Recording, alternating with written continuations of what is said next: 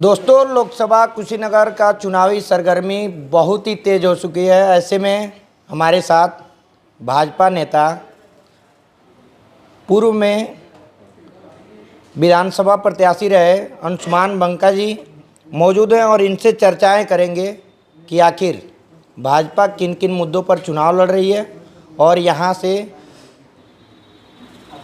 सपा और कांग्रेस के जो गठबंधन के प्रत्याशी हैं पिंटू सिंह और सामने से वार कर रहे स्वामी प्रसाद मौर्य भी हैं मैदान में। पिछले बार सांसद रहे विजय दुबे को दोबारा जो है भाजपा ने विश्वास जता करके भेजा है। क्या विजय दुबे भाजपा के विश्वास पर खरे उतरेंगे, यानी कि चुनाव जीत करके यहाँ से जाएंगे? इन्हीं सभी बिंदुओं पर इनसे चर्चा करेंगे। सबसे पहले आपका स्वागत है। हाँ, धन्यवाद, नमस्कार। आपके माध्यम से पूरे समाज को हमारा प्रणाम है और साथ ही साथ इस इंटरव्यू के माध्यम से भी एक अच्छा मैसेज जाना चाहिए जी कि हम वोट जिसको देने जा रहे हैं जी वो किस आधार पे दे रहे हैं, विषय क्या रहेगा। राष्ट्र प्रथम ये विषय रहना चाहिए और आधार भी यही रहना चाहिए। राष्ट्र प्रथम आप कह रहे हैं। राष्ट्र में कहा जाता है कि सभी जातियों को, पहला मेरा इंटरव्यू में सवाल यही रहेगा कि लोग कहते हैं कि यहाँ पे सभी जातियों का समांतर अधिकार है, सभी लोगों का रहने का अधिकार है, लेकिन भाजपा, विपक्ष वाले लगाते हैं आरोप कि भाजपा जो है केवल हिंदुत्व की बात करती है। आखिर क्यों? मोदी जी हिंदुत्व की बात हिंदुस्तान है और मोदी जी के द्वारा कभी भी आप कोई भी स्टेटमेंट देखेंगे तो वो 140 करोड़ जनता की बात करते हैं। उनका कोई भी कार्य रहता है वो सभी के लिए रहता है। अभी आपने देखा होगा, अभी आईएएस की लिस्ट एक आई है जिसमें 51 बच्चे मिनॉरिटी से आए हैं। तो उन्होंने कहीं भी किसी अधिकारी को निर्देश नहीं दिया था कि नहीं, मिनॉरिटी के बच्चे आईएएस की लिस्ट में नहीं आना चाहिए। अभी आपने देखा होगा कि प्रधानमंत्री आवास योजना हो या आयुष्मान योजना हो, सभी के साथ समान व्यवहार। किसी भी अधिकारी को कोई निर्देश नहीं है कि इस बिरादरी को ये योजनाएं नहीं जानी चाहिए। तो ऐसा कहीं नहीं है। मोदी जी 140 करोड़ जनता को अपना परिवार मानते हैं और मुसलमान भी इस बात को मानने लगे हैं कि अन्य पार्टियां आती हैं, एक बार वो टोपी पहनती हैं और 5 साल लगातार समाज को टोपी पहना के चल जाती हैं। तो हमने महसूस किया है भ्रमण के दौरान, मुसलमान भी आहत है कि वो जाए तो किधर जाए, और आज नहीं तो कल वो भाजपा का वोटर होगा। यानी कि आपका कहने का मतलब भाजपा जो है मुसलमानों की भी उतनी ही सम्मान करती है जितना हिंदुओं की। सभी को एक साथ देखती है, एक समान देखती है, चाहे हिंदू समाज में भी कोई बिरादरी हो, चाहे चौहान हो, कुशवाहा हो या सैतवार हो या ब्राह्मण हो, ओबीसी, एससी, एसटी या जनरल, साथ ही साथ मुसलमान, सबके साथ एक समान व्यवहार है मोदी जी का। मोदी जी एक ही चश्मे से सबको एक समान देखते हैं। अभी कुछ समय पहले भी स्टेटमेंट आया था ईद के समय कि हम जब हम राजनीति में नहीं थे, अपने घर पे थे, तो हमारे यहाँ ईद के समय भोजन नहीं बनता था और अगल बगल से सेवैयाँ आती थी, उसी से पेट हम लोग का भर जाता था। तो उनका स्टेटमेंट सबको साथ में लेके चलने का है। आप ये देखिए ना, जितने भी इस्लामिक देश हैं वो सभी मोदी जी के कार्यों से संतुष्ट हैं, क्योंकि उनका मानना है कि भारत देश में सबके साथ एक समान व्यवहार है। तो इस नाते इस्लामिक देश भी मोदी जी की इज्जत भरपूर कर रहे हैं। अच्छा, ये बताइए, यहाँ से गठबंधन से प्रत्याशी हैं पिंटू सिंह सैतवार और सामने से एक बल्लेबाजी कर रहे हैं और एक जो है गेंदबाजी कर रहे हैं। कौन इसमें छक्का और चौका मारेगा? स्वामी प्रसाद मौर्य भी उतरे हुए हैं। विषय तो सच पूछे रहना ही चाहिए विपक्ष का। विपक्ष मजबूत भी रहना चाहिए, क्योंकि लोकतंत्र में पक्ष और विपक्ष दोनों की अहम भूमिका होती है। लेकिन मुझे आश्चर्य है इस बात का, सपा के बड़े बड़े कद्दावर नेता हैं इस जनपद में, एक ऐसे व्यक्ति को जिससे बिल्कुल भी किसी भी समाज का जान पहचान नहीं है, उस व्यक्ति को टिकट देना। अच्छा। और विपक्ष को जो वोट देना चाहते हैं वो भी समझ नहीं पा रहे हैं कि किस आधार पे विपक्ष को वोट करें। कि वोट तो कर देंगे, लेकिन क्या वो अपने बीच रह पाएगा? वो क्या मुद्दों को उठा पाएगा? जो सत्तापक्ष के लोग मुद्दे भूल जाते हैं, क्या उस मुद्दों को उठा पाएगा? तो मुझे नहीं लगता है कि वो विपक्ष का काम कर पाएगा। इस नाते जो गठबंधन का जो चेहरा है वो पूरी तरीके से फेल्योर है। दूसरा आते हैं स्वामी प्रसाद मौर्य जी। स्वामी प्रसाद मौर्य जी पडरौना के लिए एक जाना पहचाना चेहरा हैं। जी। उन्होंने वो ऐसा चेहरा है कि उनसे हर व्यक्ति का लगाव रहा है, लेकिन सनातन धर्म को उन्होंने आहत किया है। इस नाते लोग उनसे थोड़ा सा अपने को अंडरस्टैंडिंग समझ रहे हैं, समझ नहीं पा रहे हैं, और उनको ऐसा नहीं कहना चाहिए था। अगर वो सनातन धर्म पे नहीं बोलते या किसी भी धर्म पे क्या टिप्पणी बोले नहीं थे? करते। सनातन धर्म पे क्या टिप्पणी किए थे? टिप्पणी सभी को मालूम है, मैं अपने मुंह से नहीं कह सकता, लेकिन किसी भी धर्म पे किसी भी व्यक्ति को टिप्पणी नहीं करनी चाहिए। हर व्यक्ति को हर धर्म से जुड़ना चाहिए, क्योंकि भारत इसी देश धर्मों के नाम से ही जाना जाता है। भारत की था अपने पहचान जगह से। पे और विश्वास अपने। हाँ हाँ, तो आस्था पे ठेस उन्होंने पहुंचाई है। नहीं तो अगर ऐसा उन्होंने नहीं किया होता तो वास्तव में विश्वास मानी भाई साहब, वो विपक्ष का चेहरा होते, वो विपक्ष का एक मजबूत चेहरा होते, और आस्था पे ठेस पहुंचा के उन्होंने गलत किया है। और आगे भी मैं उनसे यही आग्रह कहना चाहूँगा, क्योंकि मेरे भी वो आदर्श रहे हैं। पहले भाजपा में थे तो आपके बहुत करीबी थे। मेरे आदर्श रहे हैं, लेकिन आस्था पे ठेस पहुंचा के उन्होंने गलत किया है। आदर्श इस नाते रहे हैं क्योंकि उन्होंने चेहरा नहीं देखा, पार्टी नहीं देखी, जो आया सबका काम किया। लेकिन पता नहीं दूसरे दल में गए कैसे उनकी मानसिकता बदल गई, मुझे आश्चर्य। लेकिन जब तक भाजपा में थे उनकी मानसिकता क्लीन थे, सबको साथ में लेके चलने की थी। भाजपा में थे यानी क्लीन थे, और जब चले गए तो अब गंदे हो गए। संगत का असर हो सकता है, जैसी संगत वैसी रंगत।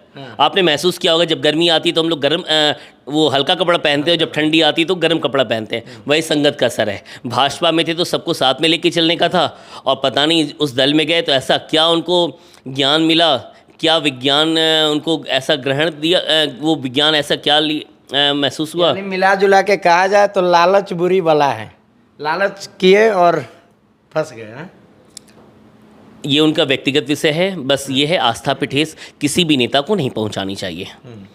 अच्छा, यहाँ से लोकसभा कुशीनगर से विजय दुबे जी का नारा है, समर्थक नारा लगा रहे हैं कि 8 लाख पार। क्या 8 लाख पार होते दिख रहा है आप लोगों को? ग्राउंड पे जा रहे हैं? मुझे पार्टी की तरफ से पूरे जनपद के बाज़ारों में घूमने को संपर्क अभियान के लिए मिला है दायित्व, और मैं भी आश्चर्य में हूँ कि वास्तव में अगर 8 लाख विजय दुबे जी के समर्थक बोल रहे हैं तो माहौल ऐसा बना हुआ है भाई साहब। लेकिन पिछले बार से हम लोग ज़्यादा वोट पा रहे हैं, इसमें गलती नहीं है। यानी कि 8 लाख पार हो जाएगा, रुकेगी तो नहीं गाड़ी कहीं? पिछले बार से ज़्यादा तो नहीं है, पिछले बार से ज़्यादा वोट मिल रहा है, और भरपूर मोदी जी के पक्ष में लोगों का अतुलनीय प्रेम है। और मोदी जी ने जैसे भारत देश को अपना परिवार माना है, वैसे ही कुशीनगर लोकसभा के लोग किसी भी बाज़ार में चले जाइए आप, कुबेरस्थान, खड्डा, छितौनी, कप्तानगंज, रामकोला, हाटा, कस्या, पडरौना, हर जगह के लोग मोदी जी को भी अपना परिवार मान रहे हैं। इस नाते मुझे पूरी उम्मीद है पिछले बार से ज़्यादा वोट मिलेगा।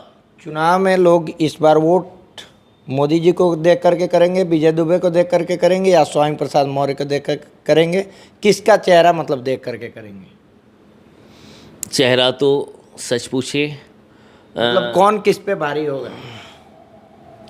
सरकार का ही चेहरा देखा जाता है लोकसभा के रिश्ते में तो, क्योंकि विधानसभा का चुनाव तो लॉ एंड ऑर्डर पे होता है। ये चुनाव तो पूरा मोदी जी के चेहरे पे ही है, क्योंकि मोदी जी ने भारत देश को एक नई ऊंचाई पे लाया है, और विश्व में टॉप 5 में अपना भारत देश आ गया है।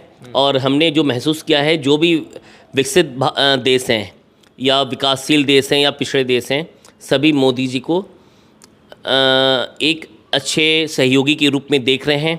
क्योंकि आपने महसूस किया होगा कि कहीं भी वार अगर हो रहा है दो देशों के बीच में, तो उसमें भी समझौता कराने का श्रेय मोदी जी को जाता है। मोदी जी एक दो लोगों के बीच में एक अच्छा एडजस्टमेंट अपने को साबित कर रहे हैं। विपक्ष वाले तो कह रहे हैं, आप कह रहे हैं कि टॉप 5 पे आ गया भारत, और विपक्ष वाले कह रहे हैं कि 80 करोड़ लोगों को मोदी जी खुद कह रहे हैं कि राशन पे ले आकर के अटका दिए। तो कहाँ टॉप 5 पे हैं?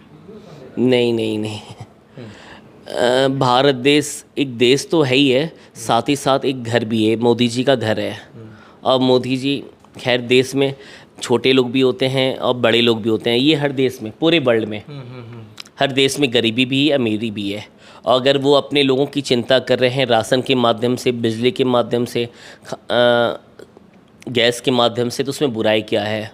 अगर वो लोगों की पीड़ा समझ रहे हैं, अपने लोगों की, अभी देश 2 साल पहले कोरोना से निकला है और उसमें कोरोना से बहुत नुकसान हुआ है देश का, और इतनी बड़ी आपदा से निकल के देश फिर से खड़ा हो गया, ये मोदी जी की देन है। आप देखिए ना, अगर कोरोना की दवाई अपने देश में अगर नहीं बनी होती तो आपको क्या लगता है आप इतने लोगों की सेवा करने के लिए दूसरे देश से दवाई खरीद पाते हैं? कोरोना वैक्सीनेशन के बारे में भी मैं आपसे सवाल करने वाला था, आपने पहले ही बता दिया। मोदी जी आखिर क्यों कोरोना वैक्सीनेशन का जो सर्टिफिकेट आता था उस पर से फ़ोटो हटा दिए?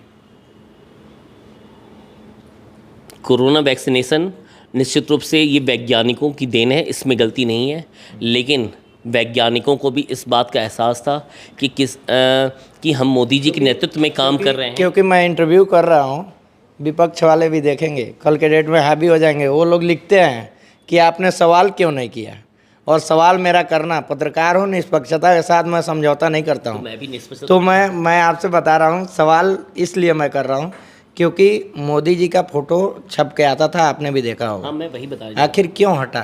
वैसे आप मेरे प्रतिष्ठान पे बैठे हैं जी, और प्रतिष्ठान ये चल रहा है मेरे सहयोगियों के दम पे।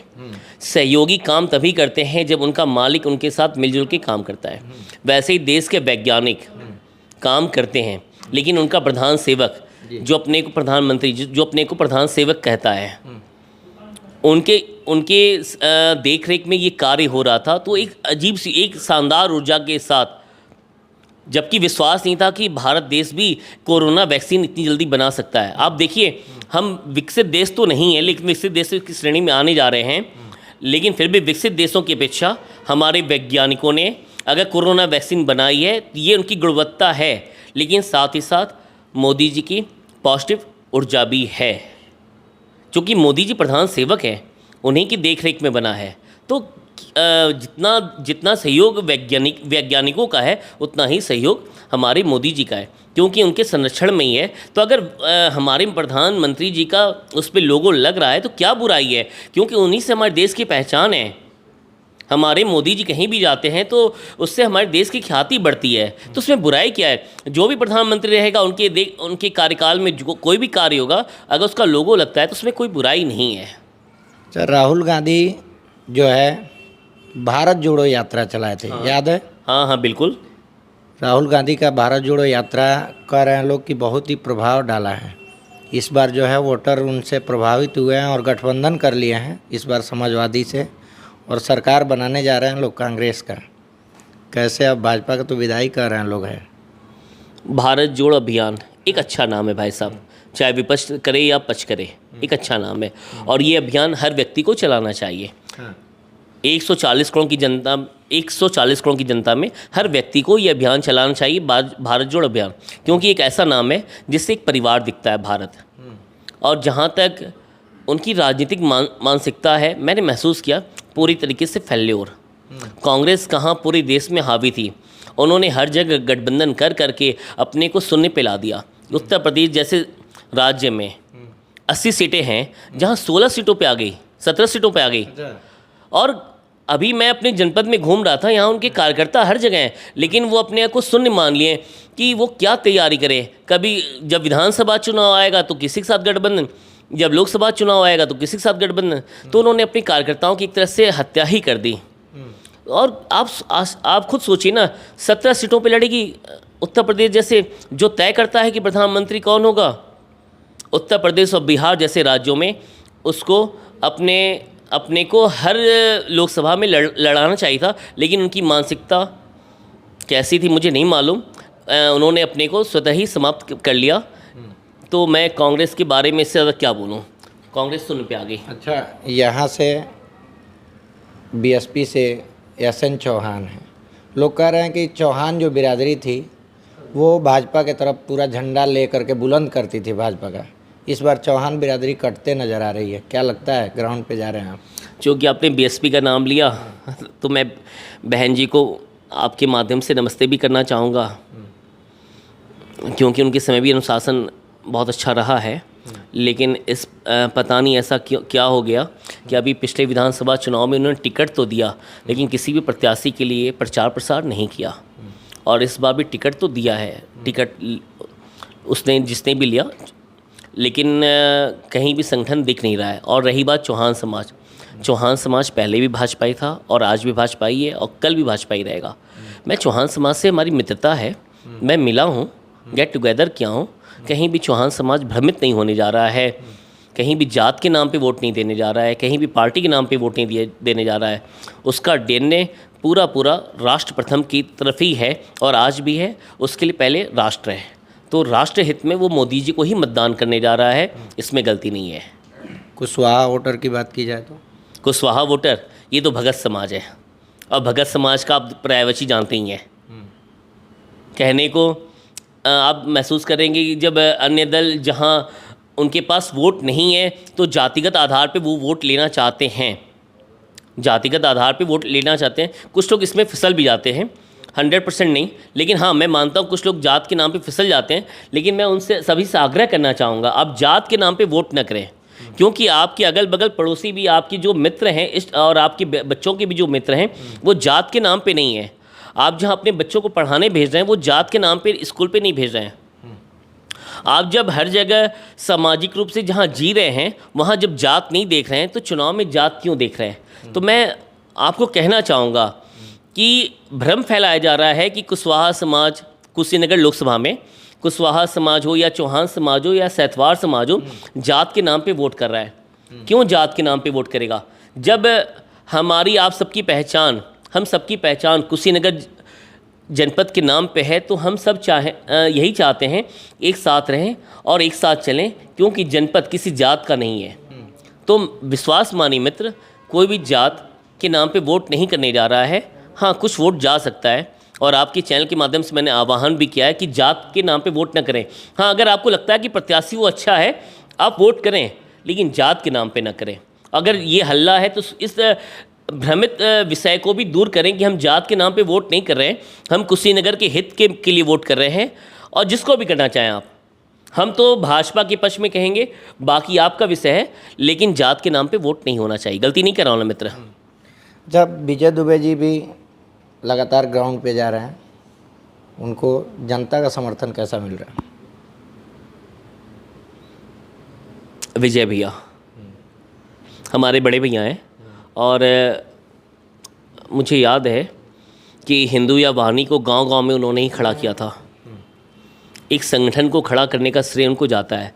अभी आपने 2 दिन कल माननीय योगी जी आए थे, उन्होंने अपने मंच से ही कहा था कि जब कोई नहीं था गरीबों के हक की लड़ाई लड़ने के लिए, वंचितों के लिए लड़ने के लिए, तो हम चलते थे और हमारे साथ 3 लोग चलते थे, जिसमें उन्होंने विजय भैया का नाम लिया था। तो विजय भैया का नाम एक अच्छा नाम है। हाँ थोड़ा सा कोरोना काल एक कालखंड था, जो 2.5-3 साल जो गैप मिल गया, जिसमें उन्होंने लोगों से जनसंपर्क नहीं कर पाए और लोग हल्का सा उनसे नाराज़ हैं। लेकिन मैं कुशीनगर की जनता से अपील करना चाहता हूँ कि वो जो 2.5-3 साल का कोरोना काल का कालखंड वास्तव में लोगों को डरा दिया था, लोग एक दूसरे से मिल नहीं रहे थे, इस नाते वो मिल नहीं पाए। लेकिन विजय भैया एक अच्छा नाम है, नो डाउट लोग सपोर्ट कर रहे हैं और एक अच्छे वोट से वो जीत भी रहे हैं। चलिए, हमारे साथ मौजूद थे अंशुमान मंका जी, और लगातार विपक्ष के लोगों को भी निशाना साधते नज़र आ रहे थे और विजय दुबे जी का पक्ष रखते नज़र आ रहे थे। बाकी इनके बारे में क्या सोचते हैं कमेंट करके बताइएगा। और यहाँ से भाजपा क्या 8 लाख पार इस बार हो पाएगी या नहीं हो पाएगी? या स्वामी प्रसाद मौर्य बल्लेबाजी बढ़िया से कर पाएंगे या नहीं कर पाएंगे? या पिंटू सिंह सैंथवार गेंदबाजी अच्छे से कर पाएंगे या नहीं कर पाएंगे? ये कमेंट करके ज़रूर बता दीजिएगा और इस वीडियो को शेयर करिएगा। धन्यवाद।